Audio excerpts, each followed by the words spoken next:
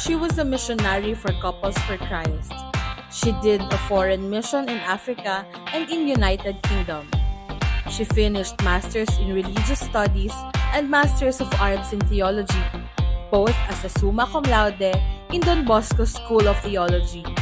A book writer and currently teaches Sacred Scriptures at Don Bosco School of Theology in Parañaque and at Mary Help of Christians Theology Seminary in Pangasinan. One of the incorporators, a mentor, coach, advisor, and confidant, the loving and supportive Sister Wenx Pasimio.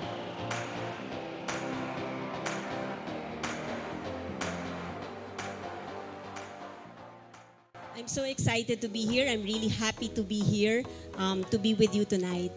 Alam ko, ang ating sineselebrate talaga tonight ay ang pagmamahal ni Jesus or ang pagmamahal ni JC. Totoo ba yun? Alright. Para maging konkreto ang pagsasalamat natin this evening, siguro pwede nating let me try to give you 3 things that we should be grateful for this evening. The first one, yung pinakaunang thing na dapat natin pasalamatan, actually may pangalan. At ang pangalan niya ay Pebbles Puyat. Sorry Pebbles, nasa akin ang mic ngayon. Okay. Nung una naming pinag-usapan ng KKK, sabi ko sa sarili ko, grabe naman tong babaeng to. I mean, hindi niya kailangan gawin to, pero all out talaga siya sa pagbibigay ng pagmamahal para sa mga kababaihan. In fact, sobra akong natuwa because yung isang part ng kanilang office, kinonvert niya para maging session or place for our faith formation. Tapos sobra pa akong natuwa, after some time, hindi po siya nakontento doon. Sabi niya, gagawa tayo ng retreat house. So yung vacation house nila ni Benji at ni Janine ay kinonvert nila sa isang retreat house. Hindi pa rin siya nakontento doon. Yung lote na katabi, kailangan pa nilang bilhin para magkaroon ng retreat garden. Hindi lang enough ang retreat house, kailangan may retreat garden pa. After this, anong nangyari? In a few months, years, hindi natin alam, magkakaroon na rin ng Development Academy, a school for women. At hindi ito mangyayari, syempre, kung wala ang 100% support ni Boss Benji. Nakiki-Boss Benji ako ngayon for this evening.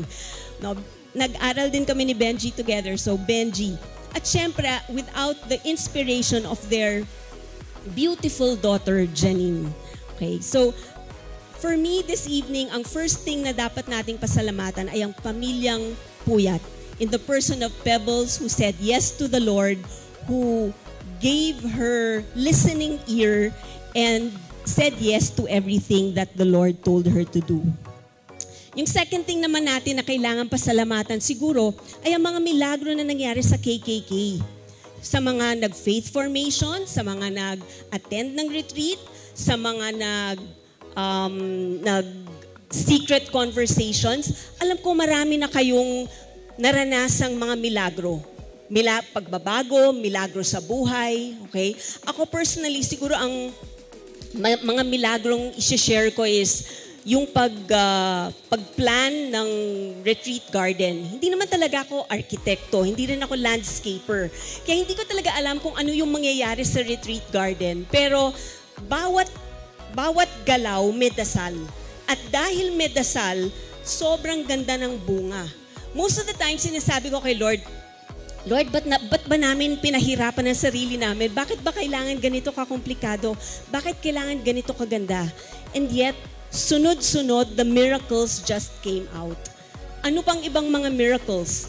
Mga miracles dito is mga people na nagdo-donate, people na tumutulong, people, naghahanap ka ng magbibigay ng teaching, may magvo-volunteer. Naghahanap ka ng magbibigay ng kape, may kape ka.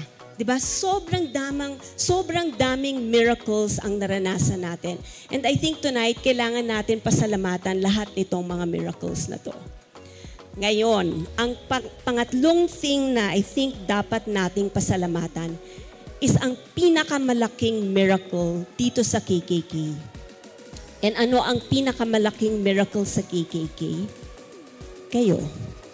Kayong mga kababaihan. Kasi kayo ang dahilan kung bakit nagkakaganito si Pebbles na talagang lahat binibigay. Kayo ang dahilan kung bakit hindi natutulog ang core team. Kayo ang dahilan kung bakit ang mga tao na hindi nyo kilala, ang mga tao sa TOPC, lahat they put all their efforts just to give you KKK because of the miracle that you are. Sana hindi natin kalimutan yon. Sana hindi natin kalimutan na maganda pumunta sa faith formation every month. Sana hindi natin kalimutan na maganda mag-attend ng secret conversations, na pumunta sa retreat. Sana hindi natin makalimutan ng magdasal. Dahil talaga, kayo ang miracle ng KKK. Pwede ba yung mga kababaihan ng KKK, pwede nyo bang tingnan ng isa't isa this evening? Tingnan nyo yung ganda ng isa't isa.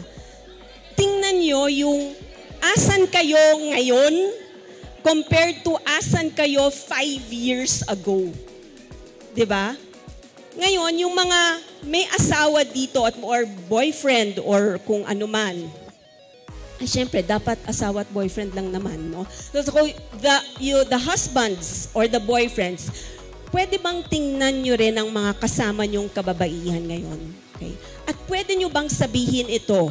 And sana sabihin nyo ito with feeling. Now, those na walang mga boyfriend or walang mga asawa, tingnan nyo yung mga kasama nyong kababaihan sa table. And pakisabi sa kanila, you are the miracle of KKK. Pwede ba? Sabay-sabay. 1, 2, 3. You are the miracle of KKK. Salamat sa Diyos.